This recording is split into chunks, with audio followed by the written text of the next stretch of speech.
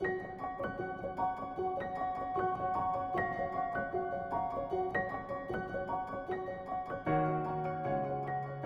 is not what most people think engineers are. He's a very personable person. He's outgoing. He's the perfect example, I think, of what an engineer should strive to be for professionalism. My name is Jason Whitelaw. My professional designation is electrical engineer, a P.Eng, and my role with SaskPower is with Operation Technical Support. I provide technical expertise to our power stations across the province. Very outgoing, very eager to learn, very friendly, very happy. Just infectious happiness. I was born here in Regina, and my mom's family is largely from a farm near Melville. And so I spent a lot of my childhood between here in Regina and on the family farm, learning both farming and repair and just how things work. He was very dedicated to learning. He would not hesitate to ask questions, just his eagerness to learn. And just it was like a desire to learn more and new things and do the best that he could. I started in engineering, but I didn't have enough money to continue my engineering degree, so I became a mature student. I moved a couple times trying to get some work to save for school, so I spent a little bit of time in Red Deer, a little bit of time in Whistler, and I finally wound up in Calgary, where I got a journeyman certificate in cabinet making. He's lived life before he became an engineer, before he went to school, so he has a level of life that people straight out of school may not have. So that brings a different angle to the work life, to the professional life.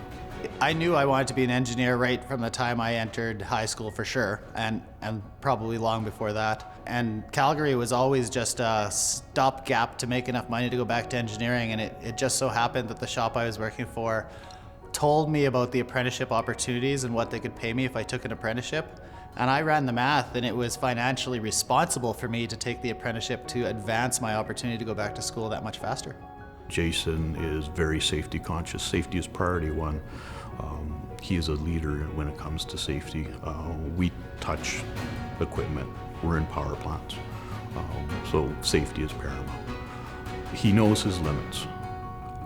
If he is asked to do something that's outside his area of knowledge, he knows to ask questions. He knows to go to the people who do have the knowledge. Know where your limits are. Know where the difference is between various areas of engineering. Know where you're competent and not competent, and make sure that you stay within those limits. He volunteers with APEGS. He's on the investigation committee.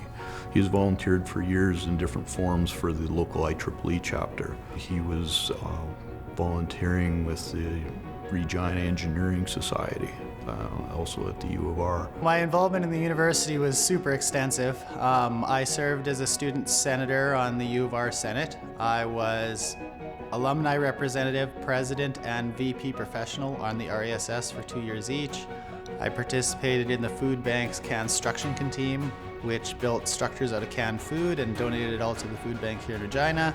I was involved in IEEE, as mentioned previously, representative to URSU for the engineering staff. We were collaborative with the Geology Society when we were at the University of Regina.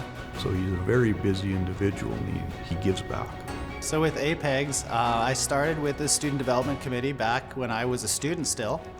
And when I became a professional member, I became a professional member on the Student Development Committee.